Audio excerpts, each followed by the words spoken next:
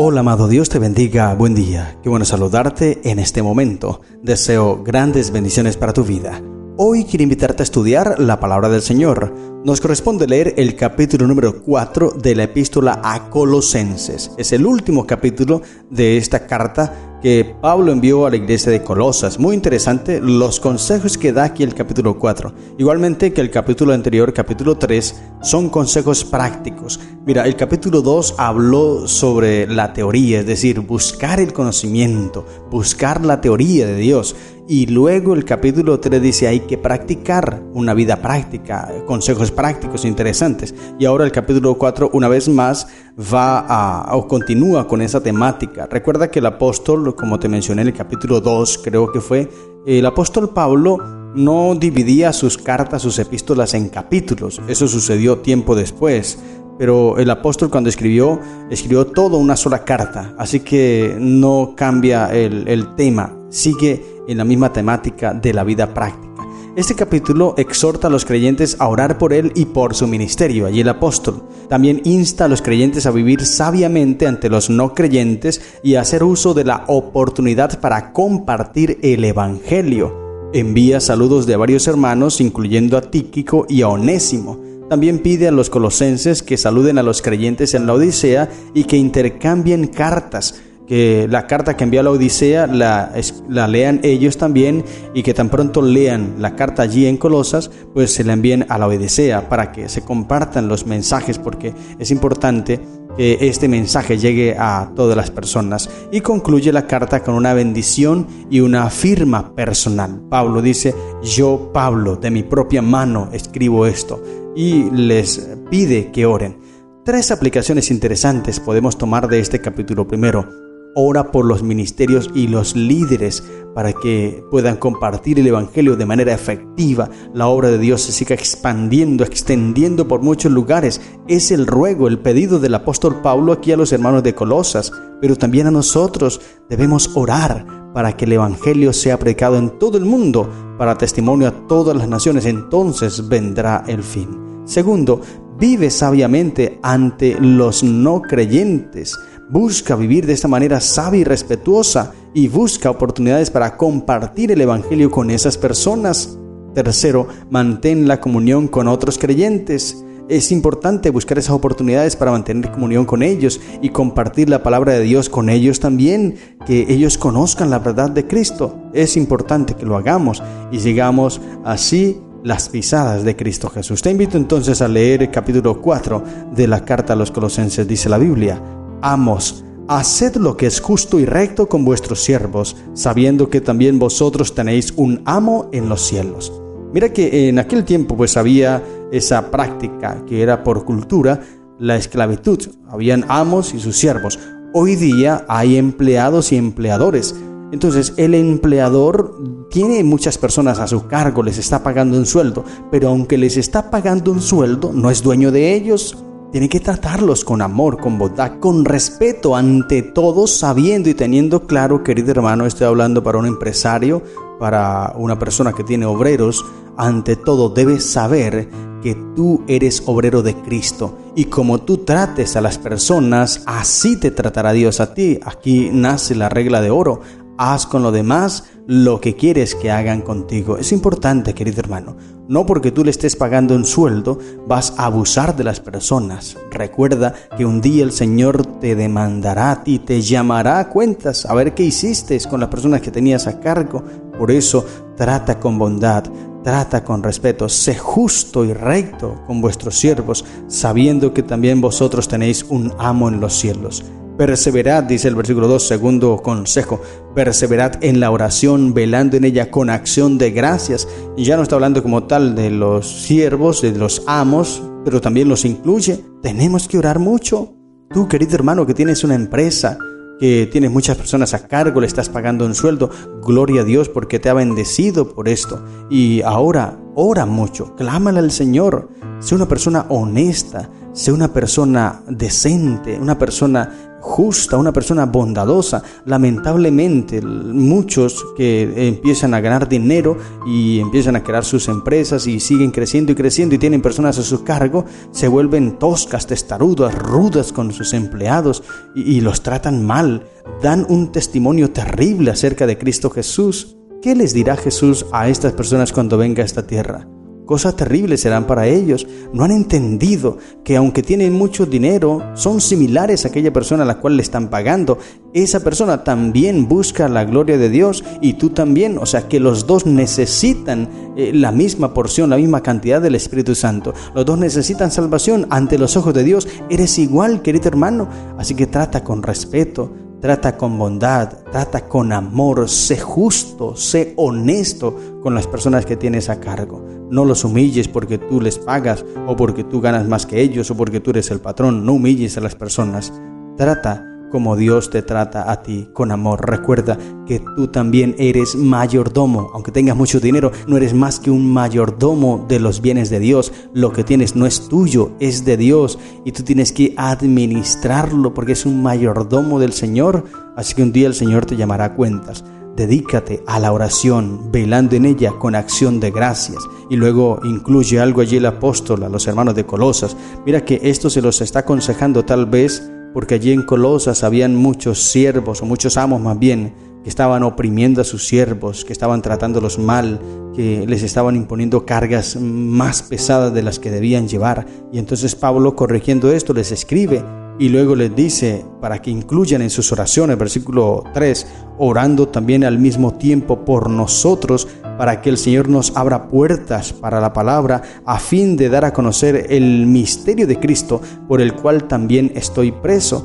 O sea, Pablo ruega para que en las oraciones de los hermanos de Colosas y luego en los siguientes versículos, él menciona que esta carta también se lea en la Odisea y en otras iglesias. Así que el propósito es que todas esas iglesias se unan orando por Pablo para que el evangelio siga siendo predicado.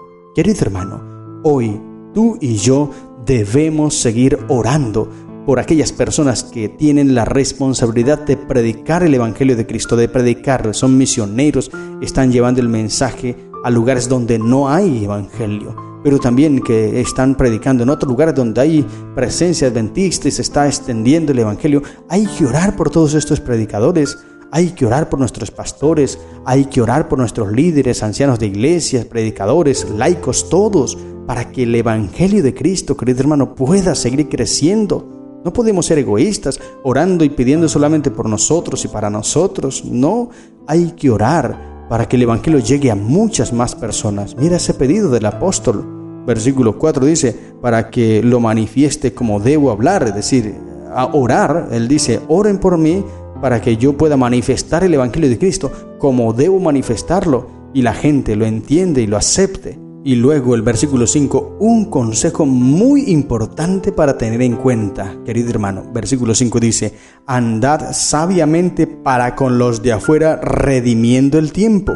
Sea vuestra palabra siempre con gracia, sazonada con sal, para que sepáis cómo debéis responder a cada uno. Interesante este consejo. Andad sabiamente con los de afuera, es decir, con los que no son cristianos. La ambición del verdadero discípulo de Cristo debe ser la de buscar discípulos entre los de afuera. El método más eficaz para hacerlo es mediante el ejemplo de una vida cristiana virtuosa. No hay argumentos posibles contra esa clase de vida, dice el comentario bíblico adventista. Tú puedes explicarle y hablarle muchas cosas a esa persona y siempre te va a refutar, va a sacar argumentos en contra. Pero cuando tú le muestras un ejemplo, tu vida, una vida práctica, un buen testimonio, él no puede refutarte eso. Entonces vas a poder conquistar a una persona para Cristo. Y aquí dice el texto, redimiendo el tiempo, o más bien procurando el tiempo oportuno o aprovechando bien el tiempo presente. A esto es lo que se está refiriendo el apóstol aquí, aprovechando toda oportunidad, el tiempo que tienes con esa persona de afuera, porque a veces nos relacionamos con muchas personas de afuera que no son de la iglesia, refiriéndonos a eso, ¿no?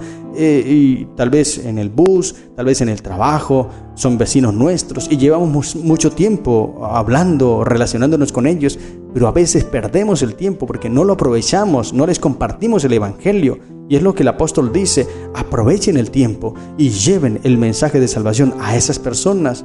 Por eso, muestren un buen testimonio. Y como el versículo 6 dice, con vuestras palabras. La Sierva de Dios en Mensajes Selectos, página 95 del año 1906 dice: cuando salisteis de la tumba líquida después de vuestro bautismo, profesasteis estar muertos y declarasteis que vuestra vida había cambiado. Estaba oculta con Cristo en Dios. Afirmasteis que estabais muertos al pecado y limpios de vuestros malos rasgos hereditarios y cultivados.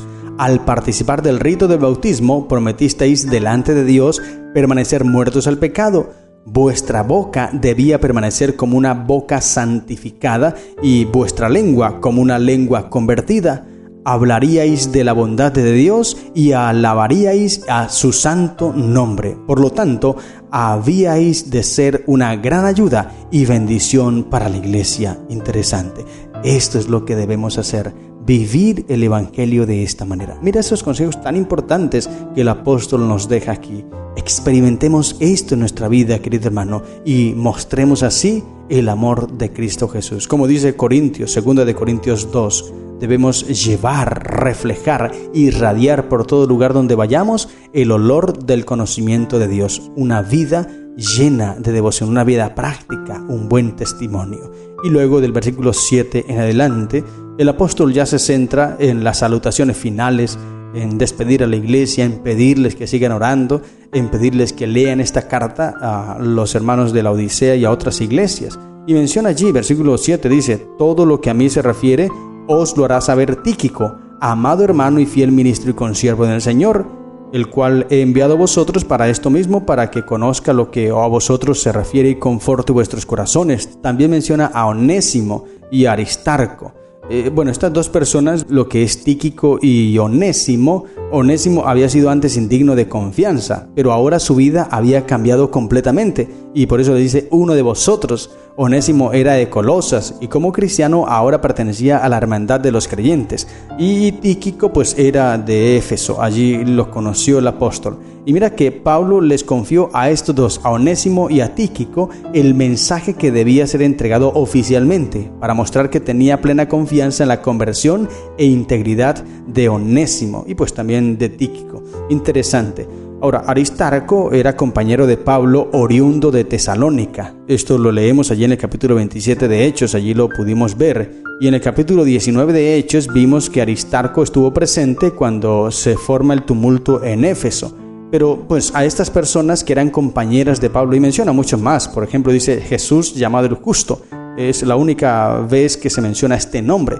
Aparece como sobrenombre en otros momentos el nombre Justo, pero así Jesús llamado Justo pues es la única vez. Solo que el apóstol a estas personas los toma en cuenta y eran compañeros del apóstol Pablo, eran líderes también, eran mensajeros y los toma en cuenta para llevar este evangelio. ¿Por qué? Porque él está prisionero, no puede ir, así que envía las cartas con estos hermanos para que el evangelio siga siendo predicado por todo lugar. El propósito y la ambición de Pablo es que muchos más conozcan a Cristo Jesús. Y esto también, querido hermano, debe ser nuestra ambición, que las personas conozcan a Cristo Jesús.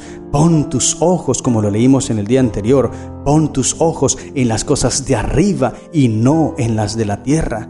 Preocúpate, invierte dinero y muchas cosas más, tu talento y todo en la predicación del evangelio. No te pese, no te dé lástima, no te dé dolor hacer esto, porque si te pesa, te da lástima y te da dolor invertir en la obra de Dios, entonces estás poniendo tu mirada en las cosas de la tierra y no en las del cielo. Es simplemente para que nos enfoquemos y entonces cumplamos así la misión de Cristo. Estas son las lecciones que encontramos en el capítulo 4 de la epístola a Colosenses. Que el Señor te bendiga. ¡Feliz día!